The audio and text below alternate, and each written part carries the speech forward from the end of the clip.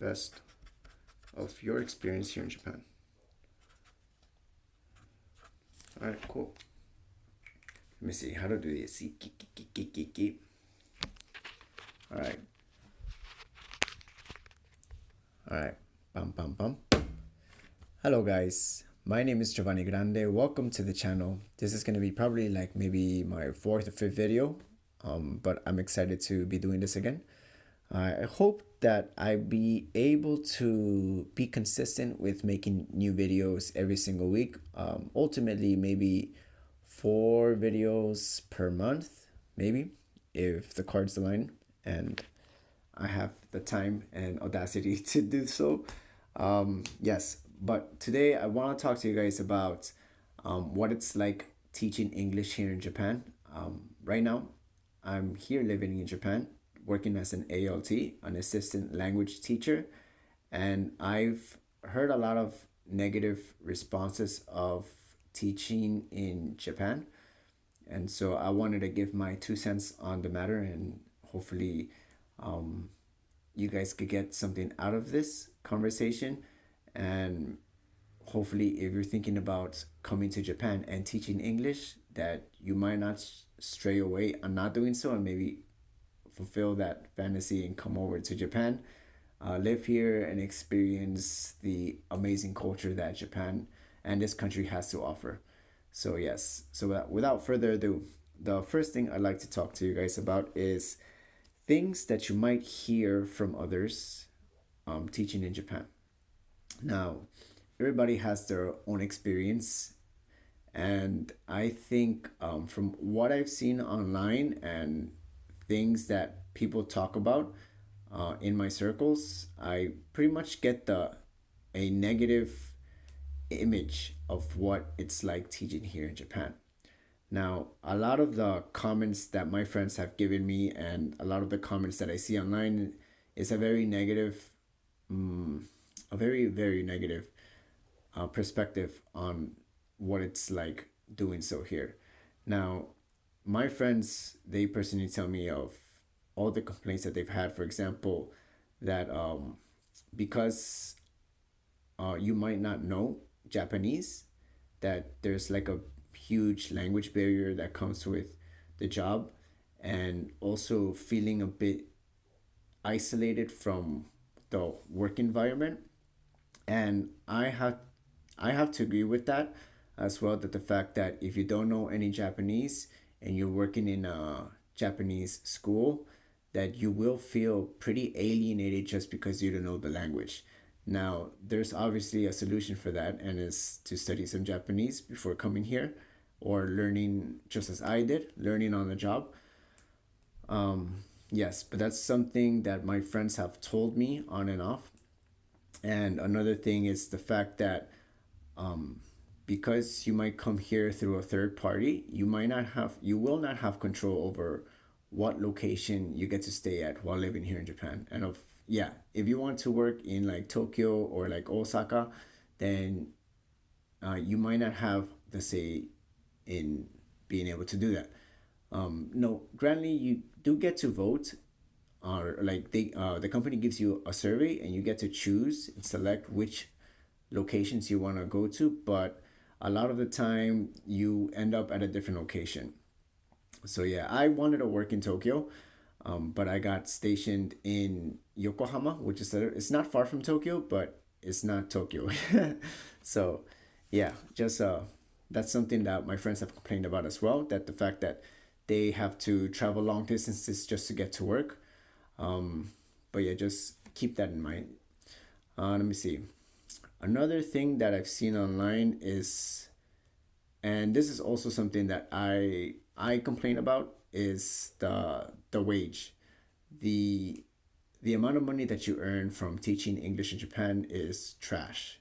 Now, this is probably the lowest paying salary that I've ever gotten paid in my life, but the, that's just one thing that's just one of the pills that you have to swallow if you want to teach here in Japan. Now, there are like other companies that might pay you better, or if you are have the entrepreneurial spirit and you're willing to manage your own curriculum and schedule your own classes, you can probably make a lot more money than working under the company, for example, Jet or Interact, or just like a whole bunch of other companies that may contract you. If you end up working for one of these companies, and because the pay is trash, you're probably going to be most likely to end up getting a part time job or something away from your company. Now, yeah, just keep that in mind. I had to do so when I first got here. I got extra hours at a different company, and that was okay at first. But then I got kind of tired of it, and I decided to quit and focus on learning Japanese. So yeah, that's just one thing to keep in mind. So, aside from the things that people might complain about, these are my personal insights and things that I've learned while staying in Japan. Yes, there are a lot of problems that you might face because you're a foreigner and because you are you might be working in a Japanese environment. There's a lot of cultural differences as well that comes with working teaching English in Japan. So these are just a few things that you have to kind of get used to or try to overcome. For example, for me, I think when I first got here, I didn't know any Japanese at all. And so I kind of dedicated myself into trying to learn the language. And as time went on, I realized that my experience working with Japanese people and Japanese environment, the experience itself became better dramatically. And because I was able to understand a lot more things, I got to really learn a lot more about the culture and its people. And so that's my like heavy recommendation is to learn Japanese as fast as you can to enrich your experience here in Japan. Another thing that I've come to realize is the communication methods that people have here in Japan. They are dramatically different, in my opinion, compared to like America and stuff. Things are a little bit more subtle here and indirect. So there is a sense of, how do I say it? There is a sense of like stepping on eggshells every now and then when you're trying to communicate an idea. So yes, this is something that I had to get used to. Honestly, it was kind of fun because you have to kind of think in a different way, even though it might be challenging. You have to really expand your mindset and try to put yourself in a different set of shoes in order to live a normal life. I think that kind of sums it up. Yeah. Yeah. Aside from that, so you got the language barrier, the cultural differences, and I think honestly, working here in Japan, I think it's a really great experience because Japan is a totally different world compared to like a country like let's say America or a Latin American country or even Europe. And just being on this island, it feels like a dream, you know. And if you watch anime or anything like that, it really does sometimes feel like you're in an anime. I'm not bullshitting. This is actually my experience and like what I feel in my everyday life. Like sometimes I just take a train to go somewhere else and I see the scenery outside of the window and I have this feeling like, whoa, I'm in Japan. Is this even real? And I still get that from time to time. And I've been here for about a year and a half. So yeah, it's something really cool. Now, on tips how to make your life better here in Japan. I think so. Obviously, you're gonna be working here teaching English, and if you decide to do so, then I think it's important to find something that really adds to your life. Like an ikigai type of thing, which means like don't make teaching English like the primary reason that you're here. Like teach English, but treat that as something that you're doing on the side and really figure out what is it that you want to do while being here in Japan. How do you want to experience the culture? How do you want to spend your time? What is the real motive that you're here in Japan? And I think if you have something like this in your life, it'll really make your experience in Japan very fulfilling, in my opinion. whether it's learning the language, whether it's learning the culture. And but I'm not bullshitting. Like, don't bullshit around it. Just like, if you really want to have a meaningful life here, just I think it's important to figure your stuff out and really come here with an intention of doing something valuable. And I think just having reason to be here, aside from teaching English, will really make your experience here very enjoyable, in my opinion. Yes. So those are my 2 cents on the matter. I'm going to finish off the video with that, and I hope you guys enjoyed. Honestly, like, I was supposed to like show you guys this magical thing. Done. This is what is a Japanese daikon. It's a radish. It's a radish. And usually normally the size comes like up to here. Sorry, I kind of ate some yesterday, and the biggest one that I've got was like from like this big, and I got it at a farm, which was really funny because I had to ride the train and have like this big giant daikon with me, and just like hovering over my shoulder because it was really heavy and it was a little difficult to carry. But yeah, I was wanted to share this with you guys. This is just something that's very Japanese. You'd see a lot of this in the supermarket, and when they start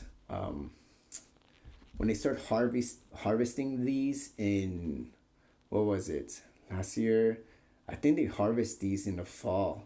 Like, this is the peak season, is in the fall. I could be wrong, but that's when the big ones come out, you know. And so you usually slice this up into like small, like sashimi sized slices, and then you kind of dip them in like soy sauce and vinegar, and that's like the best way to eat it, I think, in my opinion. I learned that from a Japanese person, so yeah, just wanted to show you guys that real quick.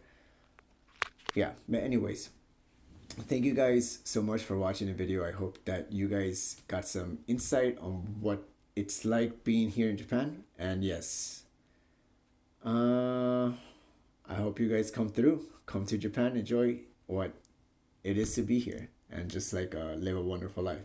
Yes. All right. Peace. All right. See, boom, boom. Ah, I made a mistake. Usually, you have to cut it up this is what I do. This is what I've learned from somebody else. And you pretty much just cut off the sides over here.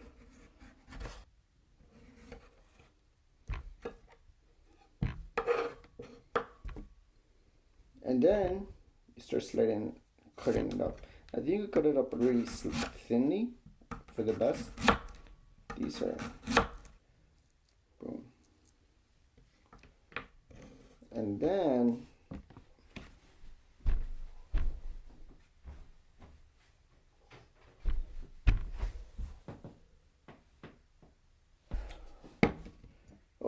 I got this little vinegar, but I'll show you guys anyways. So then you put a little bit of soy sauce. I'm only gonna put a little bit because I'm just showing you. I'm not really that hungry. Put a little bit of this. Alright, so then you pretty much, you just like mix the vinegar with the soy sauce.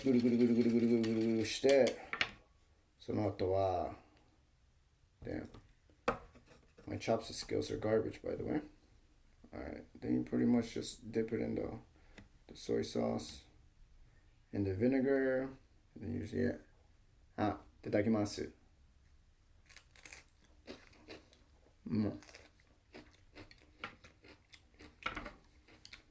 Oh, yaba.